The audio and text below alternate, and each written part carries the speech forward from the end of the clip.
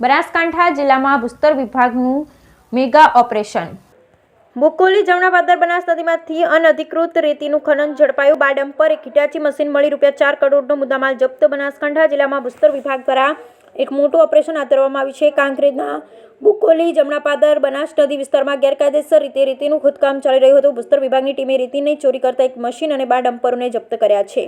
બનાસકાંઠા જિલ્લાના કાંકરેજ તાલુકા બોકોલી જમણાપાદર વિસ્તારમાં બનાસ નદીમાં અનધિકૃત રેતીનું ખનન ચાલતું હોવાની રજૂઆત હતી, જેના પગલે બનાસકાંઠા ભૂસ્તર વિભાગની ટીમે બુધવારે વહેલી સવારે ઓચિંતી રેડ કરતા બનાસ નદી વિસ્તારમાં બિનઅધિકૃત રીતે રેતીનું ખનન થતું હોવાથી એક હિટાચી મશીન તેમજ 12 ડમ્પરો જપ્ત કરવામાં આવ્યા હતા। જપ્ત કરાયેલ મુદ્દામાલની કિંમત અંદાજે ₹4.5 કરોડ રૂપિયાથી વધુ હોવાનું અનુમાન છે।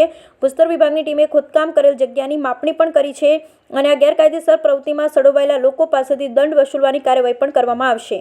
બનાસકાંઠા ભૂસ્તર શાસ્ત્રી ગુરુપ્રીતસિંહ સારસ્વતે જણાવ્યું હતું કે આ ઓપરેશન ગેરકાયદેસર ખનન પ્રવૃત્તિઓ પર લગામ લગાવવાના ભાગરૂપે હાથ ધરવામાં આવ્યું છે। ભૂસ્તર વિભાગે ગેરકાયદેસર ખનન પ્રવૃત્તિમાં સંડોવાયેલા લોકો સામે કડક કાર્યવાહી કરવાનો સંકલ્પ વ્યક્ત કર્યો। બ્યુરો રિપોર્ટ ભરત ઠક્કર।